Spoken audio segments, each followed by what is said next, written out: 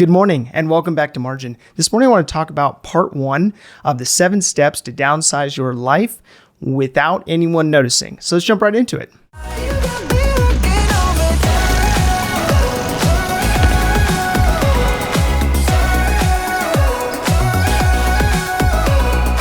So some of the greatest pushback I get from people when evaluating their finances and either having them slow their progress in regards to their lifestyle creep or having to reverse or rewind course comes down to the fact that they're concerned about what family or friends or neighbors would think.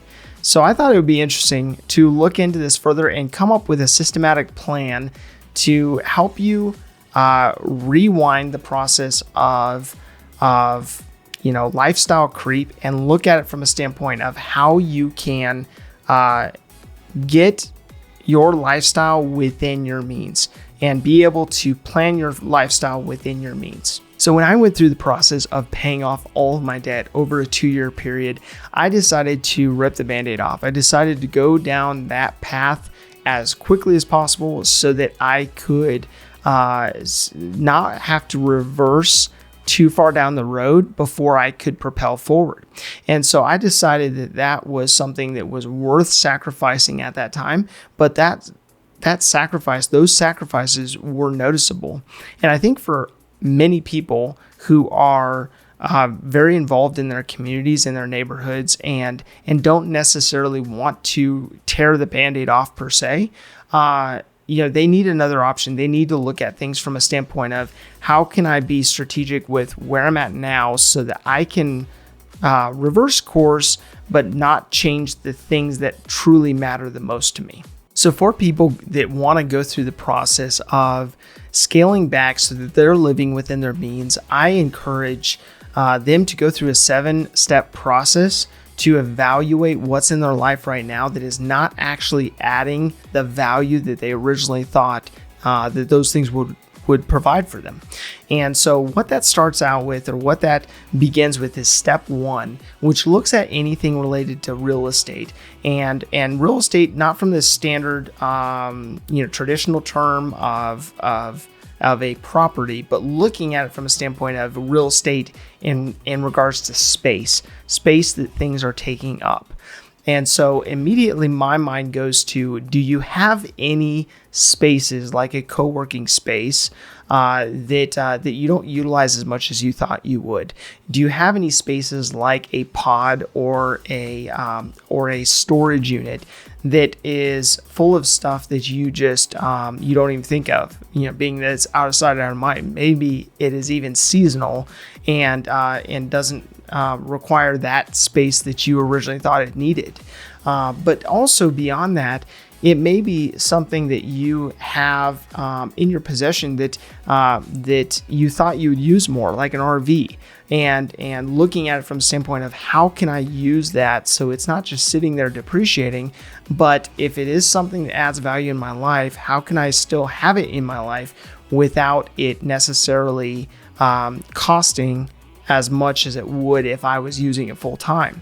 So I look at it from a standpoint of, okay, how do I take those things that truly do matter to me, and how do I put into place a means of a side hustle per se, so that those things are actually utilized to create an extra side means of income. And so with that, there's other aspects like a pool house or a frog, which is a front room over garage in the southeast, or a casita here in the southwest. They're all pretty much the same thing. It's a space for guests, but how can I turn that into a space that can be a side hustle in the sense of a VRBO or an Airbnb that would allow for me to stay in the same home, but maybe make some side income from having some of those spaces that are used by other people when I'm not utilizing them, when they're not adding value specifically to me. So the second step in this process is called selling off. And this I refer to as planes, trains, and automobiles. Whatever things that you have, that are not necessarily adding value or not usually used on a regular basis. And that could come down to a quad or an ATV of some kind. It could come down to a jet ski that you thought you would use more than you did, or a boat sitting at storage somewhere. It could be an extra vehicle that you thought you'd utilize more.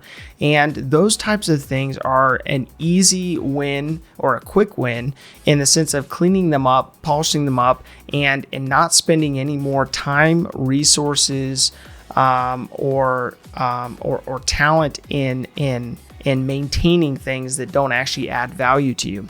And so you can use a platform like Facebook Marketplace or another free platform to clean these things up and sell them and not spend any more time maintaining those items. And that can actually bring some great margin into your finances. So the third component I want to focus on is subscriptions. And many people probably look at this like, okay, well, you're probably not going to save a whole lot of money there. Why'd you outline that one? But I would say that so many people over the last, recent years, I would say at least, have added subscription after subscription and set it and forgot it. And in many cases, there are gym memberships, there are subscriptions to TV services, there are, maybe even magazines, who knows? But all kinds of different things related to having food delivered on a schedule to you, or having clothing picked out for you, all kinds of things from a subscription standpoint that many people, like I said, set it and they forget it.